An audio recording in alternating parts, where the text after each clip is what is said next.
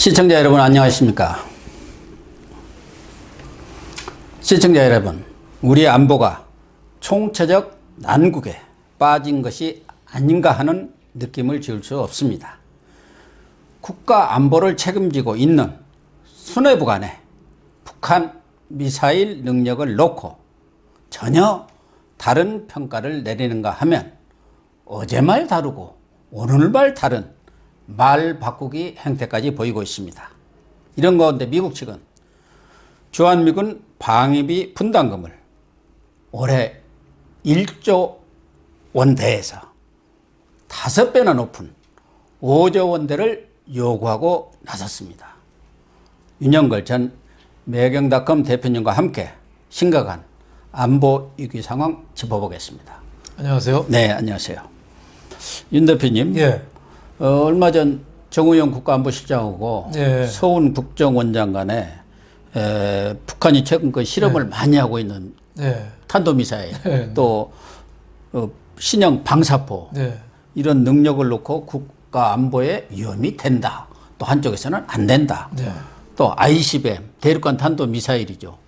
그걸 그 이동식 발사대라고요. 영어로 줄여서 테리라고 합니다만 발사대에서 쏠 수 있다.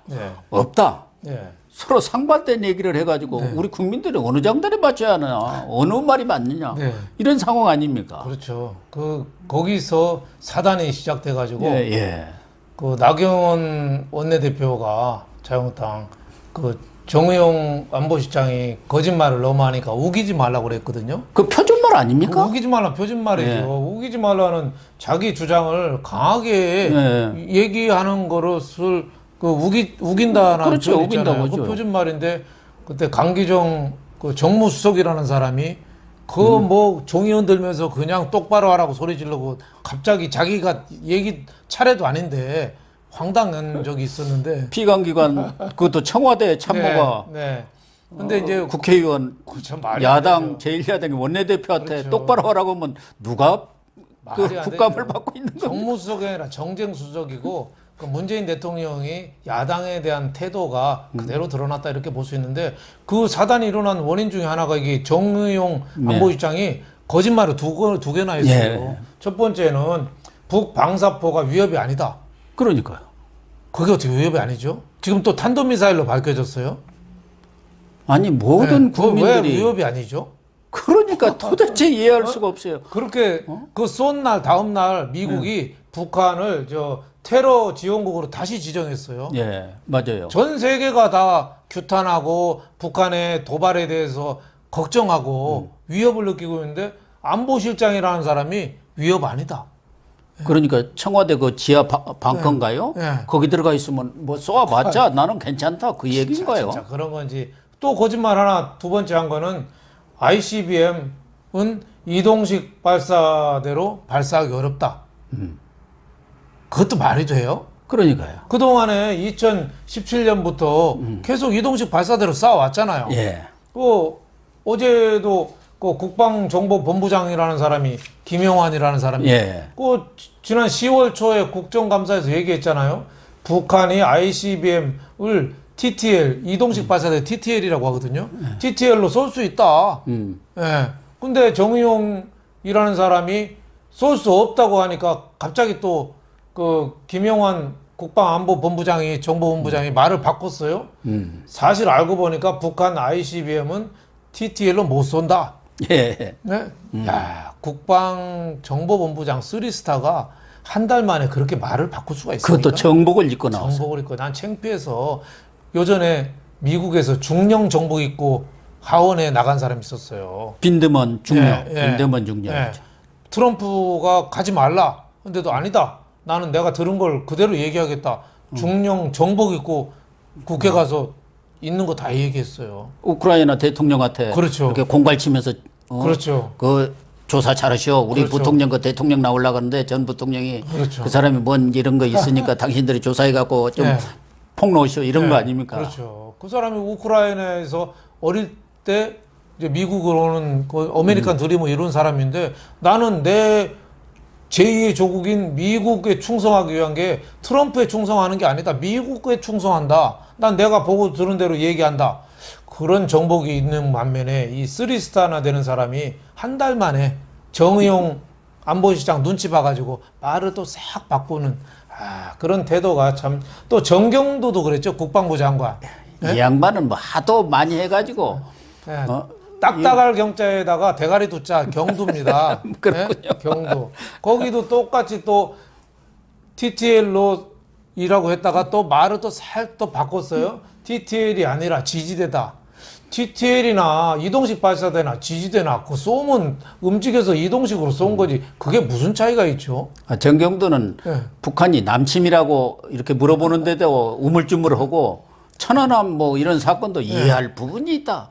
어느 국방장관인지 모르겠어요. 저는 같은 TTL 이동식 발사대를 지지대로 옮겨서 그게 아니라고 주장하고 이런 걸 보니까 미국의 군사 안보 전략가들이 정말 정의용 안보실장 어떻게 저렇게 큰 거짓말을 하냐. 그리고 박장대소를 했다는 거 아니에요? 그러니까 저는 이런 말 보니까 옛날 히틀러가요. 예. 그 홀로코스트 학살할 때 동유럽 폴란드 쪽 사람들 많이 했거든요. 예. 그리고 소련 슬라브 민족을 많이 학살했어요. 예. 그 사람들을 슬라브 민족을 같은 백인이 아니라 하얀 검둥이라고 그랬어. 하얀 검둥이. 네?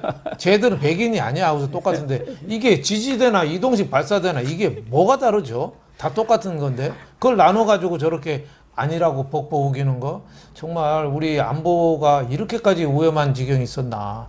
그 안보도 다 정치로 이용하는 거죠. 그 배경은 작년에 왜 문재인 대통령이 폭스뉴스인가 인터뷰를 했었어요. 예. 예, 거기서 얘기한 게 동창리를 폐쇄하면은 이동식 발사대를 못 쏘니까 미사일이 걔들이 ICBM 쏠 수 없다.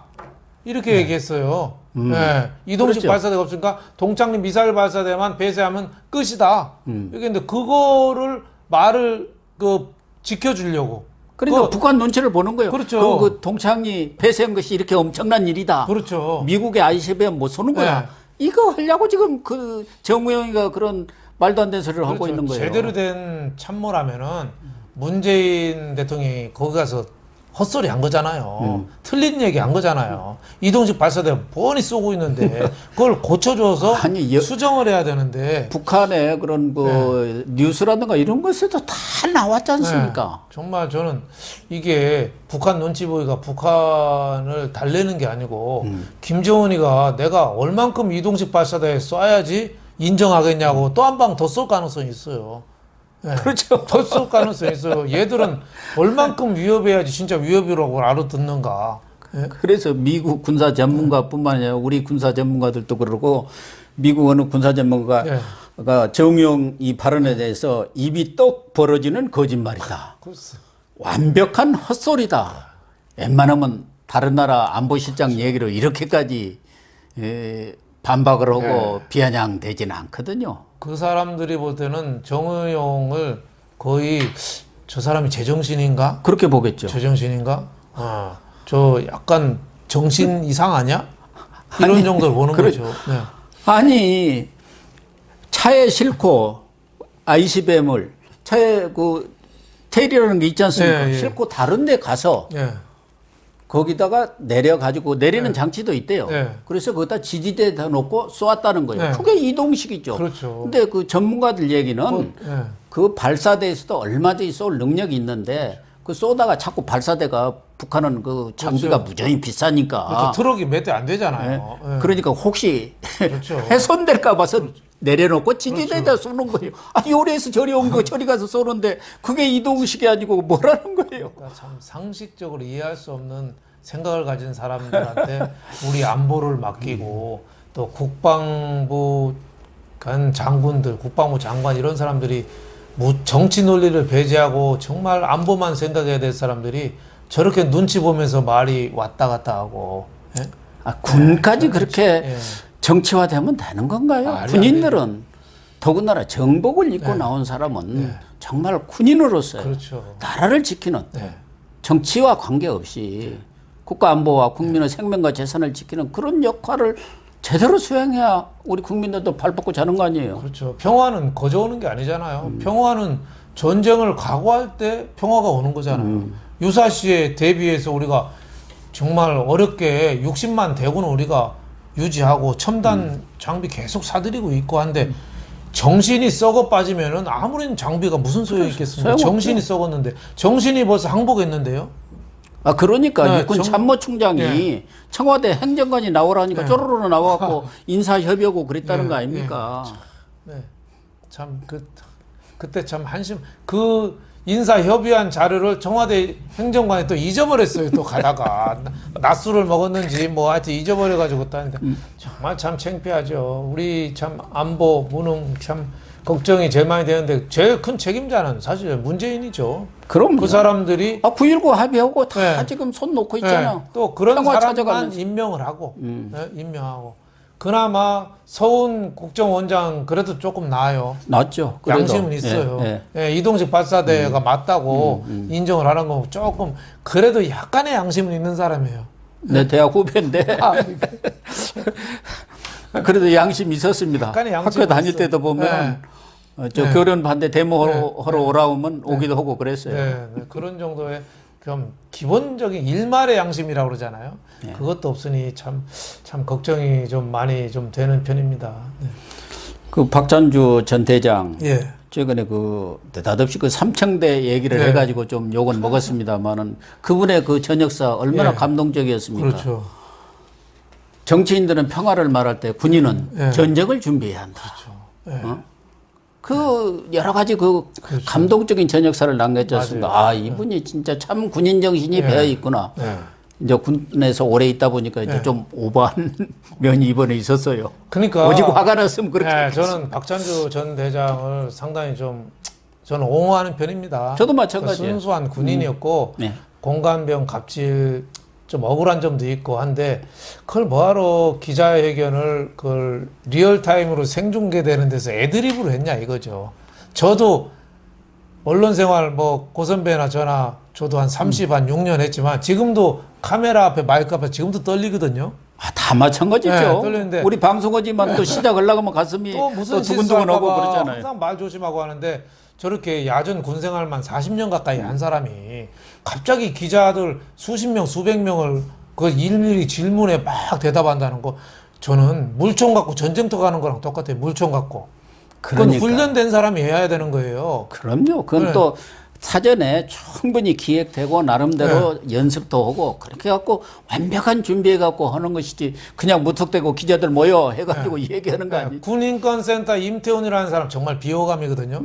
저도 그분 텔레비전 군대도 안 간 친구가 말이에요. 채널 돌려버릴 정도로 아주 비호감인데 그 군부대 다니면서 막 그 면담하고 온 군 사기를 뒤집어 놓고 그 사람이 끼치는 폐해가 이루 말할 수 없어요. 엉터리 자료 갖고 그거 모함하고 뭐 이런 게 많은데 그럼에도 불구하고 박찬주 대장이 해병대 극기훈련장 보냈으면 좋겠다. 이 정도 얘기했으면 됐는데 오직 화가 났으면 삼천교육대 얘기하니까 우리나라 삼천교육대 그 하면은 인권 그럼요. 유린 뭐 이런 게 네, 대표적인 상징이고 일 아닙니까? 그때 또 죽은 사람도 후유증으로 합쳐서 한 400명이 죽고 하니까 그 너무 그걸 자극한 거죠. 그걸 언론 태도도 물론 문제는 있어요. 그러니까 삼천교육대만 막 부각시켜서 네, 이렇게 그렇게 비난하는데 그 박찬주 대장은 좀 안타까운 점이 있습니다. 네. 나는 물론 박찬주 대장도 좀 실수를 했다 이렇게 생각하지만 제일 문제가 된 건 한국당입니다. 네. 어차피 영입을 하려고 그렇게 네. 노력을 했던 거 아닙니까? 네.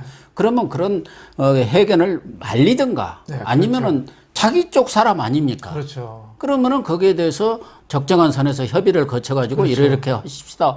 이런 것이 정치 아닙니까? 그렇죠. 그게 남은 알아서 가서 하라고 해버리면은 그렇죠. 한국당도 그래가지고 엄청난 지금 타격을 입었지 않습니까? 맞아요.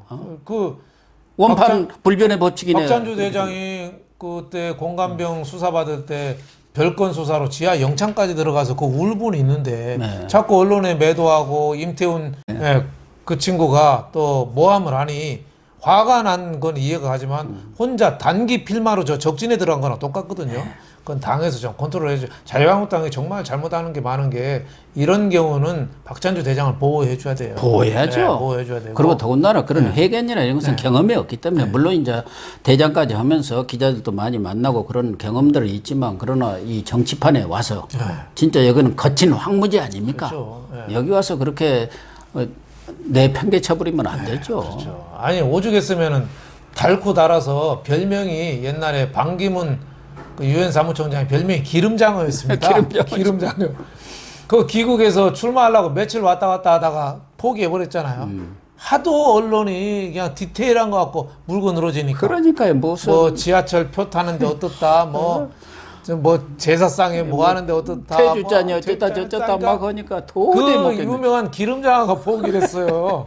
그러니까 박찬주 대장도 그런 정도 사전의 교육. 저는 너무 안타까워서 제가 좀 차라리 좀 그 컨설팅을 좀 해줬으면 그런 마음도 좀 있더라고요. 언론 함부로 나가는 게 아니다. 예? 저기 문재인 대통령이 기자회견 취임을 3번 했습니다. 네. 노무현 대통령이 45번 했어요. 그 차이는 뭐겠습니까? 3대 45번. 문재인은 들은 게 별로 없어가지고 자칫하면 실수하기 때문에 안 나오는 거예요. 안 하려는 거예요. 예. 안 하면 최소한 실수는 안 하니까. 예? 자신 있었으면 왜 안 나갔겠어요. 전에 박근혜 전 대통령도 네. 이 언론 기자회견에 자신이 없으니까 거기도 아주 적게 했죠. 네. 써준 것도 잘못 읽는데 지금 문 대통령이 써준 것도 잘못 읽어요. 잘못 써주기도 하고 그러니까 안 나오는 거죠. 네.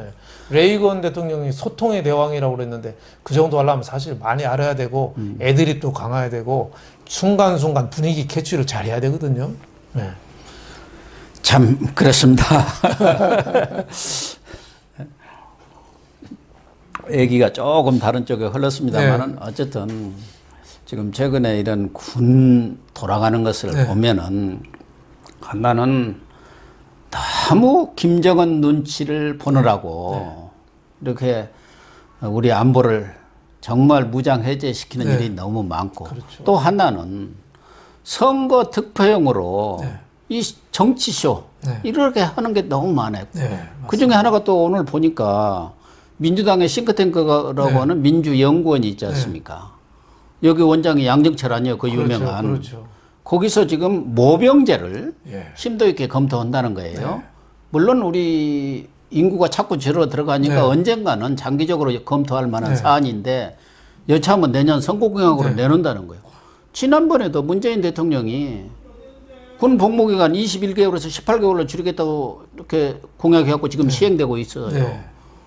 그러면은 이게 전부 20대, 30대 요새 지지율도 좀 떨어지니까 여기에 영합하기 위한 그런 쇼가 아니냐. 그렇죠. 선거용 아니냐 이런 얘기가 나와요. 안보 의식이 가뜩이나 해이한데 더 해이할 가능성이 많고 또 모병제 하려면 모병제라는 게 군대 가고 싶으면 직업으로 선택하는 거 아니에요?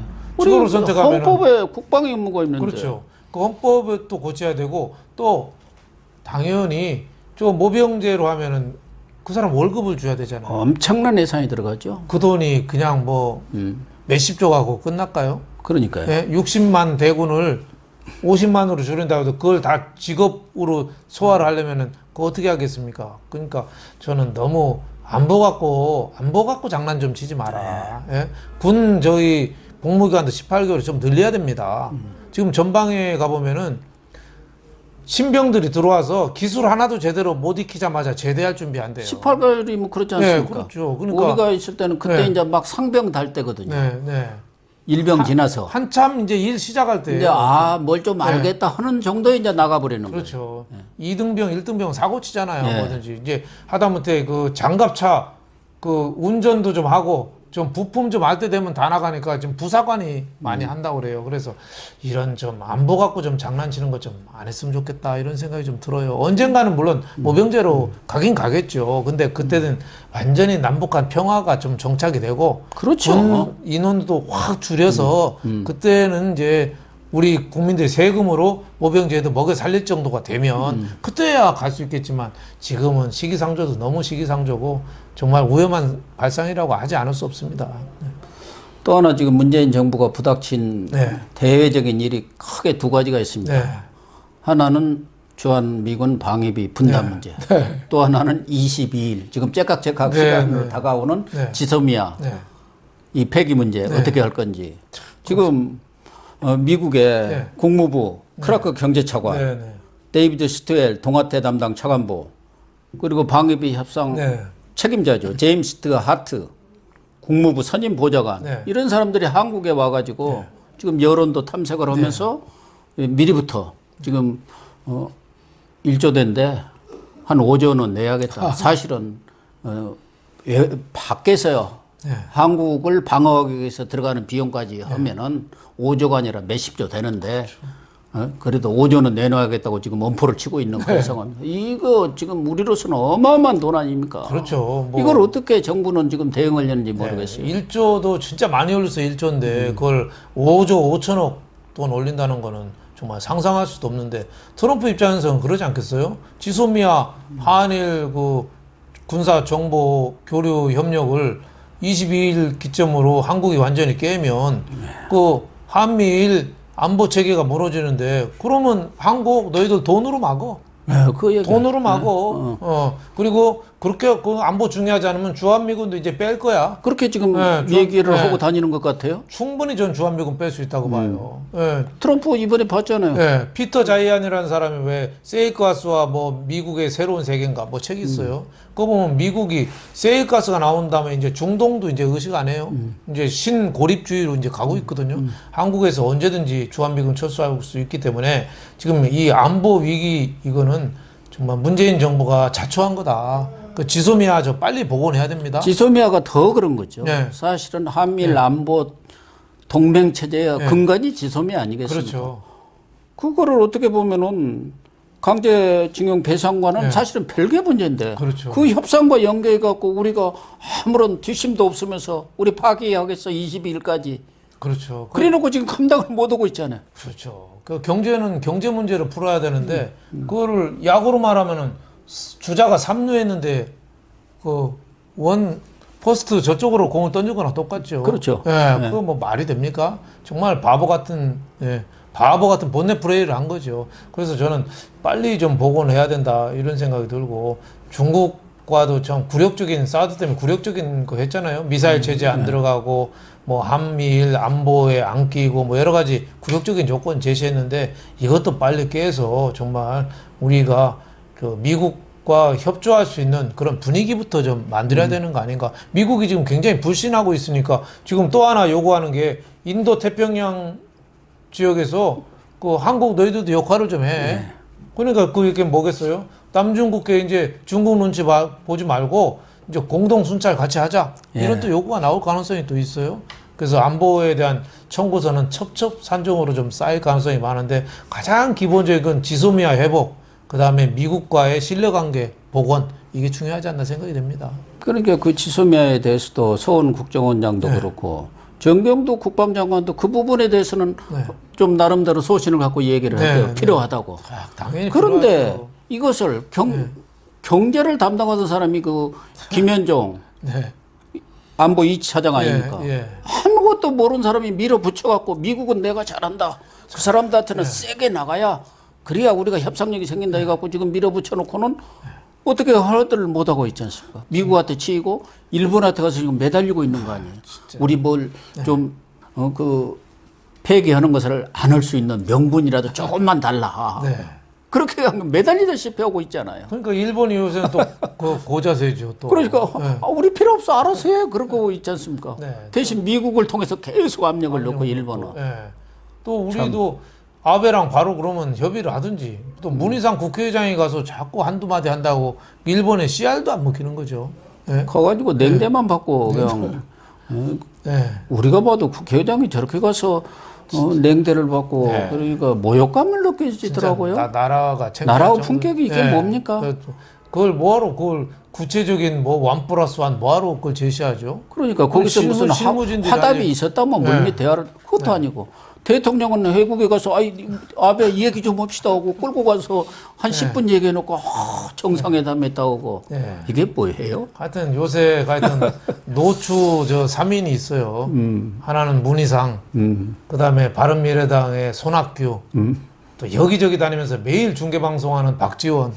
저는 세 사람이 좀 노추 3인이라고 봐요. 그 중에서 그래도 박지원 의원은 그래도 좀 중계방송이나 재밌기는 하죠. 하지만 재치가 있죠. 그래서 요구를 하면서도 또 가끔 들어볼 말들이 있어요. 이번에도 강기정에 대해서도 상당히 쓴소리를 많이 했더라고요. 또 뭐 개인 욕심이 좀 많은 거 아닌가 또 이런 생각도 들더라고요. 네. 어쨌든 그런 분들은 21대 국회에서는 좀 안 봤으면 합니다. 얼굴 좀. 네. 국회뿐만 아니라 텔레비전도 좀 안 봤으면 어떤가 하는 네. 생각이 듭니다. 네, 시청자 여러분. 정치권도 인적 쇄신이 필요하지만 정말 청와대 그중에서도 외교 안보 라인에 대해서는 전면적인 물갈이, 인적 쇄신이 절실하고도 긴급한 과제가 아닌가 하는 생각을 갖습니다. 네, 오늘 방송 마치도록 하겠습니다. 감사합니다. 감사합니다.